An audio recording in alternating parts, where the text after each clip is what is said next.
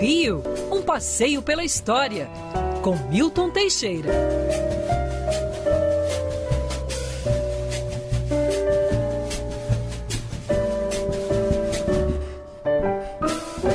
Ai, professor Milton Teixeira, tem duas coisas muito boas nesse piano. A primeira quer dizer que a gente tem a melhor coluna de história do Rio de Janeiro. A segunda é que tá chegando a hora do meu almoço também. Que é melhor ainda. Né? Melhor? Muito boa também, né, professor? Bom dia. Eu acredito que seja mais importante. Bom dia a todos, meninas, meninos. Vamos lá.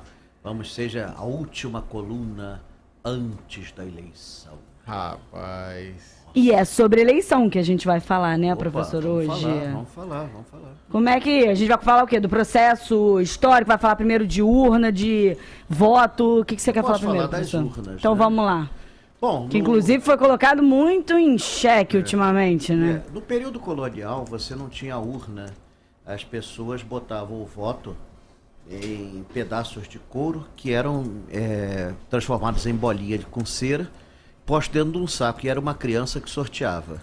Era assim que se escolhiam os vereadores do Rio de Janeiro. No período colonial só havia eleição para vereador. E não importa o tamanho da cidade, só eram 3 vereadores por cidade. Se tivesse a cidade 50 mil habitantes ou 500 habitantes, eram 3 vereadores. Eles tinham uma série de vantagens e tudo mais. No século XIX começam as eleições, como nós conhecemos. As eleições não são uma invenção recente. Na Grécia já existiam eleições, que a cédula, inclusive existe até em museus, a cédula era de barro.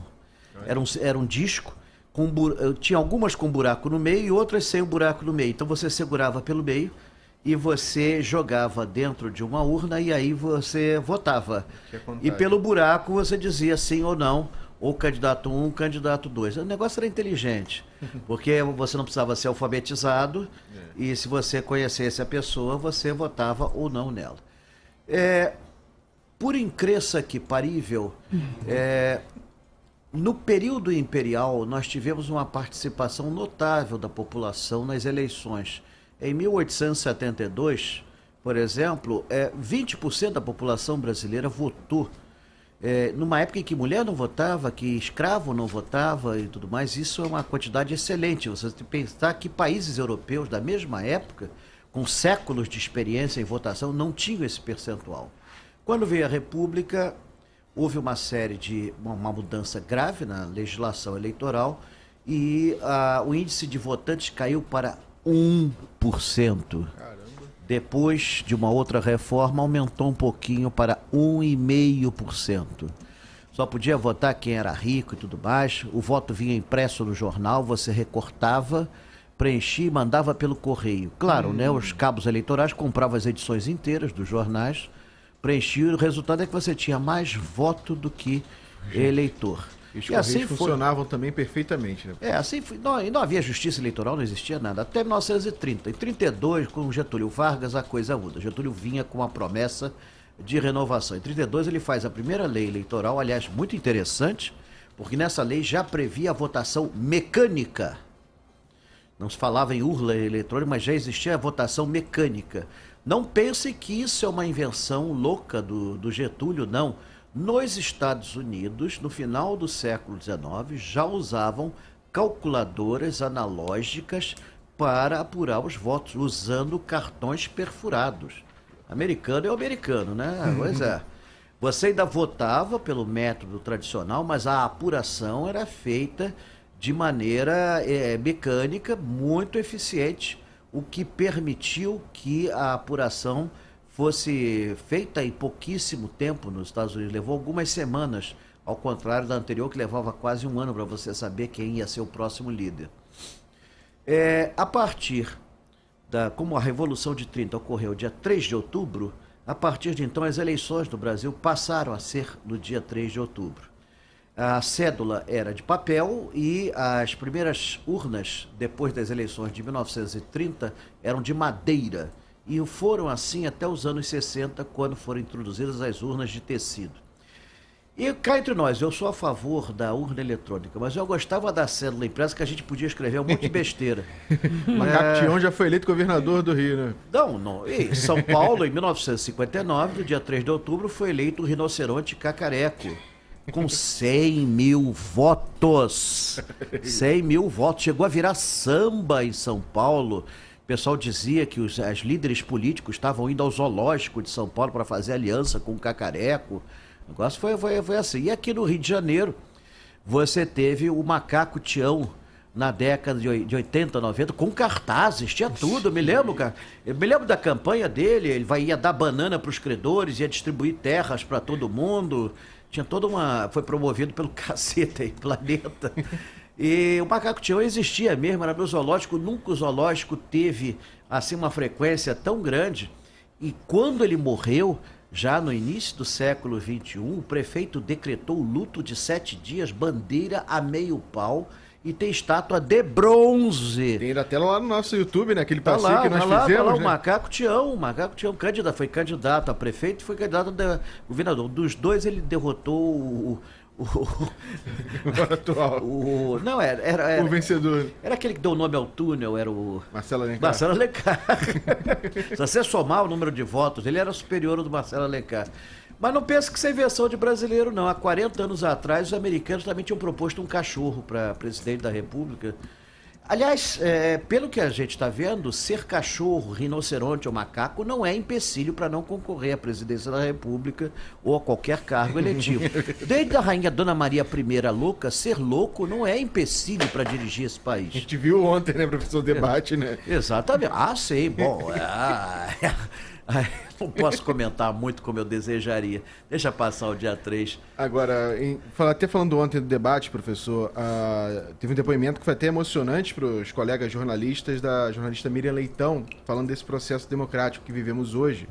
E aí estava Flávio Oliveira, Natuzaneri, o Otávio Guedes e a Miriam Leitão, e quando ela falou, emocionou todos, que ela disse que ela ama tanto a eleição, tanto esse processo eleitoral, porque ela teve no seu período de vida, um grande período, no qual ela não podia escolher um presidente. Sim, o período da ditadura, tudo mais, ela se sente ali perdida por conta disso, essa perda que ela teve, né?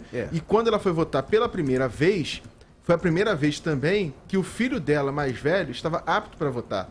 Então a gente teve, pensando hoje nesse processo eleitoral, debate de urna eletrônica, de sala escura, de voto impresso, auditável, não auditável, tudo mais, mas a gente teve um período que aí sim lá a gente tinha a sala escura, né, professor? Com certeza. Muito se comenta sobre os métodos eleitorais, a votação eletrônica ou votação impressa. A verdade seja dita, você tinha fraude antigamente. Tinha fraude porque eu conversei com vários políticos, eles me contavam, nem o meu voto foi computado. Na minha sessão, porra. O cara dizia, assim? Nem meu voto foi computado. Tinha garfada, sim. Tinha garfada. Agora, a urna eletrônica, bom, como eu disse, nem nisso o Brasil é novo nesse ponto. Os americanos, já no final do século XIX, já usavam calculadora. Já era prevista na lei eleitoral de 32. Ela começa em 95 a ganhar força, antes era usada apenas experimentalmente. Na verdade, a urna eletrônica é um CPU. Uhum. E como ali não tem internet, né, então é impossível você hackear aquilo. Se você for ao Museu Histórico Nacional, você tem lá a exposição de todas as urnas, desde a época do Império. Você tem a primeira urna usada na época do Império, que aliás era muito bonita a urna, toda trabalhada, bonitinha. Também a pessoa ia eleger safado, mas era linda a urna. E no final das contas você tem a primeira urna eletrônica, que hoje é peça de museu. Mas ela é recente aqui no Brasil, e apesar de haver contestação e tudo mais, mesmo nos Estados Unidos, tão avançado, só 7 estados aceitam a urna eletrônica, a verdade é que nunca se comprovou fraude alguma nesse equipamento. Foi feita apuração severa em todas as eleições e nunca se comprovou fraude, ao contrário da antiga cédula eleitoral. A única coisa que tinha de bom é que a gente escrevia as besteiras que quisesse e bem entendesse. Caso você não gostasse dos candidatos, você botava o que desejava. Mas é inegável que a urna eletrônica, o Brasil está crescendo cada vez mais, nós estamos com mais de 200 milhões de habitantes, você não vai ter como ficar contando uma a uma, vai ter que precisar ser um computador mesmo, vamos ter que confiar na máquina cada vez mais. E esse é o destino, é o futuro. É o futuro. E que não venham mais épocas de sombras, onde não se tinha eleição nos anos 60, ou a eleição era garfada, ou então a coisa era feita de tal forma que só podiam ser eleitos determinados candidatos. Vamos deixar as besteiras para os candidatos falarem, né, professor? Ah, sim. E o seu tempo acabou, candidato. Quer direito de resposta? Um dia eu vou me candidatar, já tenho até a minha campanha. Prometo fazer na vida pública o que faço na privada. É isso aí. Professor! Ruim por ruim, vote em mim. Enquanto você não tá eleito, tem passeio, né? Olha, vai ter tanto passeio em outubro. Todos os sábados em outubro, à exceção de amanhã eu vou estar na Feira de Antiguidade vendendo porcelana chinesa. Mas todos os sábados eu vou estar com passeio. Dia 8 eu tenho um passeio de barco pelo Abrigo do Marinheiro, sai inscrição, segunda-feira pelo site do Abrigo do Marinheiro, pela Baía da Guanabara. Dia 15, outro passeio de barco pelo Abrigo do Marinheiro, pela Baía de Guanabara. Haja Dramin. Tudo gratuito, tudo gratuito. Dia 22, o passeio da Band pela Floresta da Tijuca. Lá nós vamos ver de onde vieram muitos candidatos que estão por aí, né? Ué, se pode rinoceronte, se pode macaco, pode estar certo que lá tem um pessoal que a gente tem que respeitar cada vez mais. E dia 28, outro passeio de barco na Baía de Guanabara. E o passeio da Band News não precisa se inscrever, é só chegar. É só chegar, exatamente. Floresta Tijuca, ali lá na pracinha do Alto. Não adianta de sandalinha, hein, gente? É tênis no pé. Confortável, filtro solar e água. Tem um nome aquela praça? Praça do Alto ali da Tijuca, Pracinha né? do Alto, né? Se você chegar lá, onde tem o chafariz. Todo mundo sabe, todo mundo sabe. A Pracinha do Alto, dia 22. Nós vamos especificar melhor, mais perto, mas vai ser um passeio muito bonito pela Band. Nós não vamos entrar em trilhas, porque eu não sou guia de trilhas. A gente vai pelo asfalto mesmo, mas tem muita coisa para ser vista, tem muita vegetação, muito bicho, muita coisa para ser vista. E dia 8, dia 15 e dia 28 estou lá navegando com vocês. Amanhã, quem quiser comprar porcelana chinesa, eu estou vendendo meu acervo de porcelana chinesa. Anteontem eu quebrei uma peça lá em casa, fiquei com trauma, resolvi vender tudo. Tá certo, professor, desapega. Um beijo, professor Milton Teixeira. Você volta na semana que vem.